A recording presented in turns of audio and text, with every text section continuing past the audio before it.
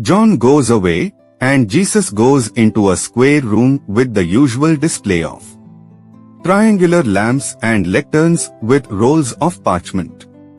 There is already a crowd, waiting and praying. Jesus also prays. The people whisper and make their comments behind him as he bows to the head of the synagogue, greeting him, and he asks for a roll at random. Jesus begins his lesson. He says, "The Spirit makes me read the following things for you." At chapter 7 of the book of Jeremiah, we read, "Yahweh Sabaoth, the God of Israel, says this, amend your behavior and your actions, and I will stay with you here. In this place. Put no trust in delusive words like these. This is the sanctuary of Yahweh, the sanctuary of Yahweh, the sanctuary of Yahweh. But if you do amend your behavior and your actions, if you treat each other fairly, if you do not exploit the stranger, the orphan and the widow, if you do not shed innocent blood in this place, and if you do not follow alien gods to your own ruin, then here in this place I will stay with you, in the land that long ago I gave to your fathers forever. Listen, Israel. Here I am to illuminate for you the words of light, which your dimmed souls can no longer see or understand. Listen. There is much weeping.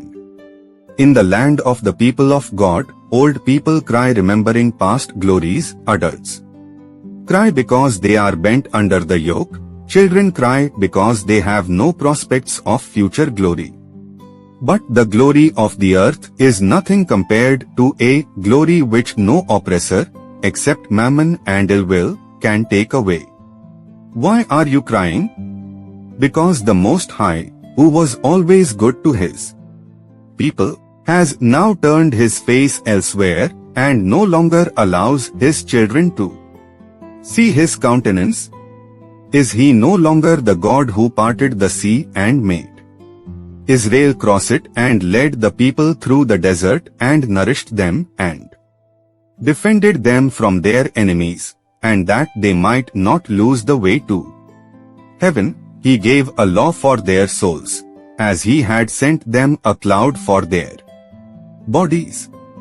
Is he no longer the God that sweetened the waters and sent manna to his worn-out children? Is he not the God who wanted you to settle in his land, and made an alliance with you as father with his children? Well, then, why has the foreigner struck you? Many amongst you mumble, and yet the temple is here. It is not enough to have the temple and to go and pray God in it. The first temple is in the heart of every man, and that is where holy prayers should be said. But a prayer cannot be holy unless the heart first amends its way of living, and with his heart man also amends his habits, affections, the rules of justice towards the poor, servants, relatives and God.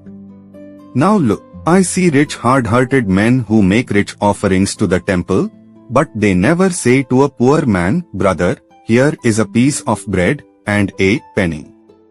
Take them from man to man, and let not my help discourage you, as my offering may not make me proud. I see people who, in their prayers, complain to God because he does not hear their prayers promptly. Then when a poor wretch, very often a relative, says to them, listen to me, they reply heartlessly, no. I see you crying because your money is squeezed out of your purses by your ruler, but then you squeeze blood out of those you hate, and you are not filled with horror when you take the blood and life away from a body. O Israel, the time of redemption has come. Prepare its ways in your hearts with goodwill. Be honest, good, love one another. The rich must not despise the poor, merchants must not defraud, the poor must not envy the rich. You are all of one blood, and you belong to one God. You are all called to one destiny. Do not shut with your sins the heavens that the Messiah will open for you. Have you erred so far? Err no longer. Abandon all errors.